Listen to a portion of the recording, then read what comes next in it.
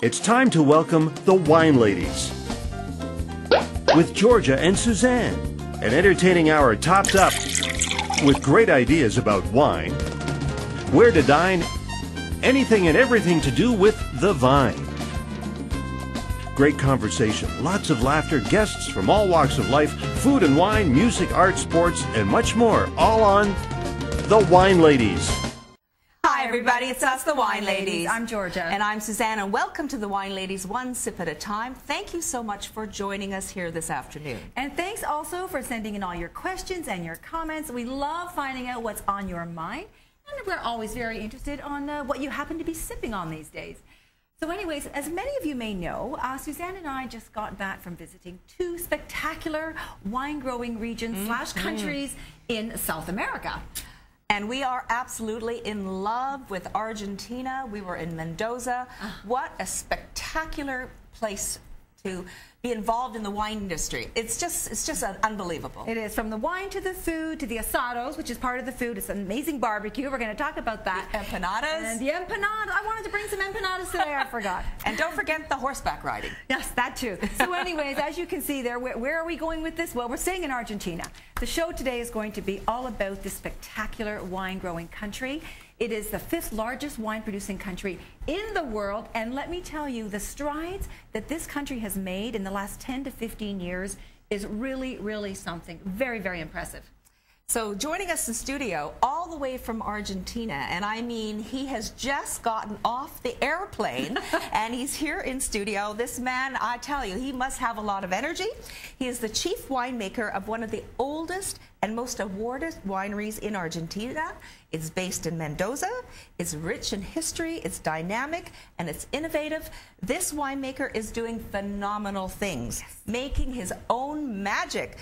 We'd like to welcome to the show Chief Winemaker Daniel Pi from Trapiche Winery. Hello. Hello, Daniel. Welcome. I said buenos dias, but it's buenos tardes. Tardes. Okay, because it's the afternoon. It's a little later than the dias. It's the tardes. And then a little later it's the noches, I think. Yeah. Or is that something you eat? Nachos. Yes. Nachos. Oh, nachos. So it's great to have you here. Welcome to Toronto. No, it's a great pleasure for me to be here and be with you this afternoon. Huh? Well, it's wonderful to have you. So, you know, like we were saying in the opening, Argentina is on fire. I mean that in a good way. I mean, the wines that are coming out of there now are just fantastic. The value is incredible. Like, just as a winemaker here from Argentina, what would you say you can attribute all of that huge success, like all of the progression that's been made in the last 10, 15 years? Well, Argentina usually, as you said, is the 5th largest wine producer in the world. Nobody knows about our wines until the last 15, 20 years. You've been keeping them all to yourself. Yes, we used to. That's right. Yes, we used to drink all the wine that we make. That's the main reason. But, well, one day we decided to go abroad and explore different markets. And I think Canada, in the case of Trapiche, is one of the main destinations of our wines abroad. And we are very happy to show our wines everywhere and to show the value of our wines. Argentina offers to the world, I think, the best relation price and quality you can find. Because at affordable prices you can have a fantastic wine, rich. We have original wines like Malbec. You can find Malbec everywhere. Yeah. And I think the motor of this success is Malbec. Malbec is a fantastic wine. You even have World Malbec Day now, every April 17th. Yes, you've had it was like 2 weeks ago. We had a Malbec World Day. The idea was to open a bottle of Malbec everywhere in the world, and it made cities. We opened a couple that day. Yeah, we did our share. We did our share. I can tell you for sure. They also have the incredible the Fiesta de la Vendimia. Is that how you say it? Fiesta de la Vendimia. Yeah, yes. We were there. We saw Harvest that. Festival. That was incredible. Yes, yeah. Yes, it's amazing. It's a very old tradition in Mendoza. Nearly 80 years that we make every year, like a wine harvest festival. Yeah. It's spectacular. It's a show, very nice in the Greek theater. Yeah, in the amphitheater. It's about 25,000 people attending the show. It takes places not even the day that we crown the queen of the harvest, but we do also many other shows during the week with the famous artists from Argentina, musicians, and that's the big kickoff for the harvest. Yes, it's like, in fact, it's not the end, it's in kind of the beginning of the harvest. It's the first weekend of March every year it takes place. We have to go back next year. Yeah, for it's sure. a nice opportunity to have to show our and to see our culture and our wines and the people and the passion that we put. Oh, that was unbelievable, Daniel. It was unbelievable. The pride that you saw in the people. And as we were all walking up the mountain, because we had to walk up and then we had great seats and you could feel like the energy, like with everybody as they were going up there. I think I read somewhere there's over 200,000 spectators. It is one of the most world-renowned wine festivals in the world, isn't it? Yes, it is. It is, and inspire other people, other countries, other wine cities in the world to make something like that as we do. So tell us a little bit about yourself. You're the chief winemaker over there at Trapiche, and how long have you been there? I've been working for Trapiche the last 20 years of my life, and as a chief winemaker, the last 10 years. Since 2003, I became the chief winemaker, and together with me, I have many other winemakers that work with, and also I am in charge of not only of the winemaking in factory, but also all the vine growing. So from the moment, the vineyards and the winemaking. And so how many vineyards? Well, I think you have 1,000 acres about, is that 1,000 hectares. 1,200 hectares. Yeah, and then you also get from other independents, I think, is that right? Yes, because Trapiche is actually it's about 3 million cases operation. Yeah. That's a lot of wine. But you got a big job there. You're a busy man. But it is very interesting because in the last 10 years since I took the management of the wines, we were 1 million cases operation, in which were like 800,000 cases domestic and 200,000 export. And today, 3 million, half domestic, half export. So that shows incredible. How the wine boom of Argentina has changed the ratio of the wine that we make, 50-50 today. Yeah, because I know at one time in the earlier days, I guess, like, I know that the consumption per person was like, what, 90, 100, I guess, and you were really drinking most of your own wine. But, well, you know, I would too. Well, yeah, me too, actually. But I think the advent, like, of Coca-Cola, and when beer started getting more popular and everything, didn't people start turning to alternate beverages, and you had to export? Right? Yes, this is what I said. Is we have to blame globalization because, in the good sense, no? Because in 1970.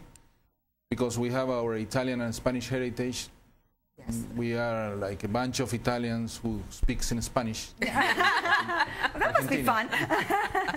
And, well, we drink a lot of wine. So during the 1970s, we used to drink like 95 liters of wine per head. And today we are below 30. But below 30? Yes. And at that time, in 1970, we used to drink only 2 liters of beer per person per year. So it was like a medicine, having a beer. It was very complicated to get a bottle. And today we are drinking like 45 liters of beer. Oh, wow. That's a huge difference, And I will say that at that time, also, the national sandwich was a chorizo with bread, which is... Oh, we had those. Those are yummy. Yeah, those are great. Choripan. Choripan, that's right. Yes, we had that. It was delicious, And now probably we have a lot of... Today we have a lot of hamburgers. That's progression, what you can say, right? So that's globalization. You send us beer and hamburgers from North America. We send you wine. So you win in the deal. Yeah, okay? I would say so. You brought in a great range of your wines here. Maybe we'll just go over what he has. Yes, this is one of the wines that we produce. Trapiche makes from entry-level wines up to the top-end wines, and here we are having an assortment of Finca Las Palmas, which is a new release of Cabernet Sauvignon, mainly from a prestigious vineyard. It's one of the oldest vineyards that we have, and we want to have like a tribute to this all vineyard and all the wines that we get from there. Sparkling? The sparkling, which is unique because it's a blend. The base wine is a blend of Chardonnay, a little bit of Semillon, and about 10% of green harvest of Malbec. That's cool. Very different. Instead of having some Pinot Noir, our idea was to have some particular taste. We have to try that one. The Extravaganza, which is a new release that we are launching these days in the Canadian market, is a red blend because today the market is asking for red blend wine. So this is a blend with some Malbec, Bonarda, and Merlot. Bonarda. Okay. And obviously Broquel Malbec, and our highlight is our single vineyard Malbec, which is a limited release of wines coming from a particular vineyard from the growers. From the growers, It's not our own production. It is a kind of tribute to the growers. That's great. We work with more than 80 growers of Malbec, and we want also to have the possibility to pay homage to them. That's very respectful. Put their name on the label. And this is something you introduced, I think, didn't you? Around 2003 or something, the single vineyard? The single vineyards started with me in 2003. Yeah. It was the first That's crop. the first 1 million cases. No, it was. Every year we select among the 80 growers the 3 best in a blind tasting. We invite, sometimes there were journalists in the tasting, and we select them. And then we put the name on the label, and it's only 2,000 cases each. It's a limited release. Okay. So what is it about Malbec that, why does it do so well in your country, and you're in the region, and specifically in Mendoza? Well, Malbec in Argentina is part of the history of the wine industry in Argentina. In the 1800s, late 1800s, when mostly of the immigrants came into my country, they brought their own material from France, from Spain, from Italy. So we get a lot of Pedro Jimenez and Tempranillos from Spain. We have some Bonarda, Sangiovese, Trebbiano from Italy. And there were like visionaries that also brought some French material. So we brought at that time some Malbec, Cabernet Sauvignon, vines that were planted at that time in Bordeaux. Malbec in the late 1800s was very popular in the Bordeaux area. But then there was a phylloxera, was a disease in Europe that kills mostly of the vines there. And Argentina reacts as a reservoir of DNA, genetic material of pre-phylloxera, previous to phylloxera. Oh, okay. So because it was protected. all our material was Before that brought happened. before the disease. Right. So that's why we have this particular Malbec, which wasn't destroyed by the So how disease. old are some of your oldest vines then, would you say, Daniel? There are some vines over 100 years old. In fact, one of the single vineyards in 2005 was Asiar. Was from a vineyard of 104 years old. Wow. There are many, many old vines in Mendoza, but we replicate and we try to. Are they canopy style, or what style are the vineyards? At your it's that we call short trellis, vertical shoot positioning, but short. With the time, everything became more mechanized, as I said, so everything became taller and thinner. And sounds like good to me. Well, so maybe we can have a little taste. Maybe we should try, because we're having an event actually. Yes. On May 30th, on Thursday night, and it's all about Malbec. Grape stomping mad about Malbec in Mendoza, and actually we're going to be serving a couple of your wines at our event. So we've got one of them here that is going to be served that evening. So maybe you can tell us a little bit about this wine and what all those people that are coming to the event have to look forward to. Okay, so we will have a Broquel. Broquel is a very old brand of Trapiche. Okay. It is a brand that has over 100 years old. The brand itself. The brand, yeah. And Broquel means coat of arms. Coat of arms, okay, yeah. Of the family. And it is a wine that, in the case of the Malbec, is made with grapes coming from the main growing areas, the quality growing areas of Mendoza. It has some grapes coming from Agrelo, which gives some black fruit character and soft tannins. Then we have about 80% coming from the Uco Valley, but different spots, mainly from La Consulta, which is the southernmost part of the Uco Valley, where we gave the acidity, the red fruit character, and some floral hints of violet. Usually you can get this in the good Malbec. And the wine was aged during 15 months in French and American oak barrels. Okay. Look at that beautiful deep purple color. That's just gorgeous. Yes, this is something related to Malbec. Malbec is very charming because it has a powerful color. You imagine that a wine with this color, when you have a sip, probably you will have some astringency and bad notes in your mouth. But it's the opposite. It's supple. Yeah. It's supple, it's gentle, and this is what the people love about Malbec. Looks like powerful, but in fact it's a silky glove in your mouth. That's the thing about Malbec, I agree. It's also very food friendly. It's not over aggressive, that there's soft, sweet tannins. It's just very seductive. It's a very seductive wine. Yes, this is... Exactly. And all the Italians and the Spanish. Okay, let's taste this Well, wine. cheers. Welcome to Toronto. Cheers. And your safe journey here. And Thank you. Thank you for the enjoy it. invitation, for the opportunity to show my wines to your... No worries. Oh, it's our pleasure. Now, this wine is so reasonably priced. You know, we're talking about the great value that you get out of Argentina, and this is only $14.95 a bottle. So that's phenomenal. Like, I have tasted this before. I'm not going to lie. And it's absolutely delicious. It is, really. It's a very good companion for meat, for barbecue, if you have the chance to make an asado here. Yeah, asado, yes. Asado we did that nice. when we were in Argentina. Yes, yeah. And it's very popular in Argentina to have every single weekend we make our own asado. Everybody has his own recipe, like the master of the asados, and, with some chorizos and some sweetbreads as well. Yeah, we had a asado, and there was about 10 different cuts of meat, I think. And we actually thought, how are we ever going to, you know, get through all these cuts? Well, of course we did, you know, and it was absolutely delicious. But I have to say, wasn't that like, it's a wonderful custom, I think, for, you know, a very family-oriented, wonderful custom that you guys have with that. Yes, Argentina is one of the largest meat producers, no?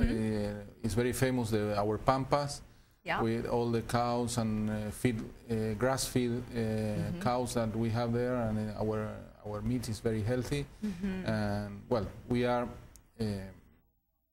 beef eaters, no? We actually we are about 65 kilos of meat, of beef per year. That sounds like person. An awful lot. I don't know how much we eat in Canada. That sounds like it's a lot, eh? It's a lot. Yeah. But we don't have like heart diseases or cardiovascular problems because we drink a lot of wine. There, you got it. The perfect world. We're going to have to find out how much beef we eat in Canada, and then we're going to have to tweet that and see. Okay. Argentina, 65. Canada, what? It should be 25? something high as well, because we have good beef too. Yeah, why not? Yeah. And another thing that was really fun was riding in the vineyards and with the horses. That was really spectacular. Do you do that sometimes as well? Sometimes, but usually we are in a hurry, and it's more... You take the car. We take or the truck. Yes, the truck but there are many of our producers. One of them, Facundo Suarez Lastra, is one of our producers. He wants, every time we went into the vineyard, say, no, forget about the truck. We went into our horses, so he waited for us in a criollo horse, which is our national breed. And it's a very nice horse, very rustic, very interesting for I weigh like 100 kilos, so I need a nice horse. So just for everybody that's watching, so this is called Broquel? Broquel, and it's $14.95. Yes, available at the LCBO. Is that right? $14.95. $14.95, yeah. And available at the LCBO. So, and probably I would think it's available in the other markets in Canada as well. Yes, through all because this is an internet show, so you can buy it almost everywhere in 80 countries all over the world. So yes, and throughout Canada, we have these wines. Okay. And in the U.S. and everywhere. Okay, we perfect. That's delicious. I think there's a little bit of chocolate in this wine here. Yes, actually. it's because of the oak aging, okay. which is barrel. It's not something like barrels. Yes. It's the real thing. It's the real thing. Yeah. The real barrel. Okay. So well, that's delicious. a very good relation, and you can feel all the flavors. It was 15 months of oak aging. Very, very, very nice. I love it. Lovely. And I know that you brought another wine in from one of the vineyards, like you were saying, the last wine there. Yes. Which it is you want to tell us a little bit about Jorge Miralles. Jorge is George. Just to let everybody know. And Jorge Miralles, his family came from Valencia in Spain, and he was dedicated to the grape culture from over 80 years, and it is a very enthusiastic guy, very Spanish, let's say, very passionate, and he wants to speak. And the problem is that he speaks a lot. Oh. You mean sometimes you want to say, let's drink already? Yeah. But he's very talkative fellow. Yes, he's very talkative, and I love to speak with him and his wife as well. Thank you. So this is an example of, they only make about 2,000 cases. Yes, this is one of the examples. The bottle is much heavier too. It's very. Yes, this must be fuller bodied. Yes. Kidding. It's kind of wave that probably was introduced by the American in order to make like the more important wine in one important bottle. Right. Obviously, in mostly of the other wines that we make, we use like ecologic glass and light glass in order to avoid transportation problems. But this is only, as I told you, 2,000 cases spread 80 countries around the world. So it's very special. It's very special, and we didn't hurt a lot our planets with this. Right. Yes. Well, thank you for bringing this sample in. And this has a very good rates in mostly of the more prestigious magazines and contests, wine writers. They love this. This wine is coming from La Consulta, which is a special place in the southernmost part of the Uco Valley, in the floor of the valley, where we have more clay soil. It's not. We don't have a lot of limestone or calcaire, and the wine is very supple, round, rich, very velvety. It's ready to drink now, but you can hold the wine over 20 years for sure. And I don't think a lot of people realize that Mendoza is a desert. It's incredible what you've managed to grow there.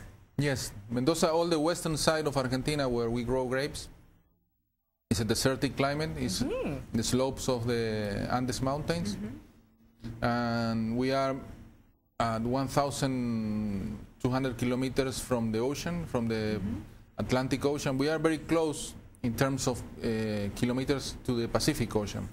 But in between the Pacific Ocean, it's the Andes Mountains, which is one slight of the barrier there. So it's and in Mendoza, in fact, is the highest mountains in America, in North and South America. It's the Aconcagua, which is 7,000 meters above the sea level. So this wall didn't allow the ocean breeze to come into our side of the mountain. So we only get dust and a hot wind named sonda.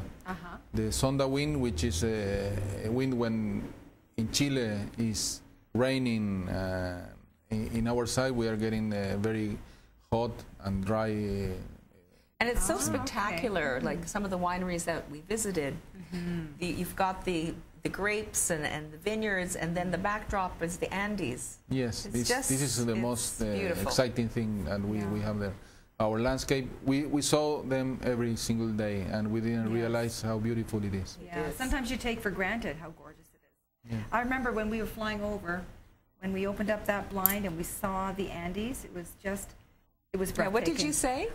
Well, I actually lost my breath. I actually had to stop my breath. It was so stunning. It was about 9:30 in the morning, and it was just the perfect time. And there was like a rainbow of colors of the mountains, from the white snow cap to like there was brilliant pink, and then charcoal black, and then a little bit of brown, and it was just absolutely stunning. I actually had tears in my eyes, and I thought, this is a moment I will never forget in my lifetime. Okay. That's how beautiful it really, truly was. It was incredible. Should come back. So. Absolutely. Okay, we'll go. And my goodness, the aroma on this wine, you don't even have to drink it. Of course, not that we wouldn't, but it is so beautiful, the aroma. So out there, so forward, and just absolutely gorgeous. Wow. And is this a vintages release, this one? Yes. What this one is, yeah? Yeah. Okay. This is the 2008 and 2009. It was selected twice. Jorge Miralles. I love this. This wine was the three wines that we select for the single vineyards were made in the same way. So we crush them in the same way. We process the wine in the same way. We age in the same assortment of barrels from different cooperages, and we bottle the wine on the same day. So what we want to show the people around the world is that in Argentina we have different terroirs, because sometimes we say no, everything is the same in the new world, and in the new world, like the old world, everything is different depending how you culture the grapes, where do you culture the grapes, when do you pick the grapes, the different varieties. So you have different approaches to the wine. How you make the wine is something that changes the profile of the wine. Yeah, one vineyard you might have like sandy soil, and the next vineyard over, clay. Yeah. You never know. And this makes different the grapes and makes different the wine. And I say that always I can send the same grape to two different winemakers, and you will have two different wines as well. Right. Yeah. Because it's like Personality. Yes, it's like I give you flour and salt and water, and you make a piece of bread, and you make another one, and you will taste different. Yeah, we're talking about bread. I can bake, but I can't cook. No, it is strikingly elegant. It's got it still has a beautiful acidity to it also. Yes, it's very fresh, because very fresh. Yes, really beautiful. Yeah. Very elegant, very nice. Smooth. $39.95, by the way, everybody, in vintages, and worth every penny. Sure. It really is. The price and quality relationship, I think, in this wine at that price point, you will find in any other place in the world.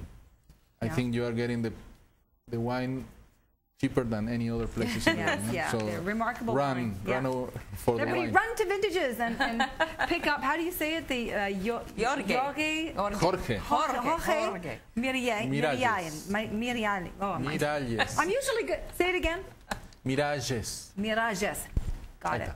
Mirages. Maybe we should just quickly talk about the sparkling, because I'm sure that Daniel probably wants to get back to his hotel room and have a bit of a rest. I'm sure he's got a really busy schedule. Okay. I'd love to be here. Okay. Thank you. So then just quickly just tell us a little bit about this. The sparkling is a project that we started like 8-10 years ago again. The idea was to make something unique, different.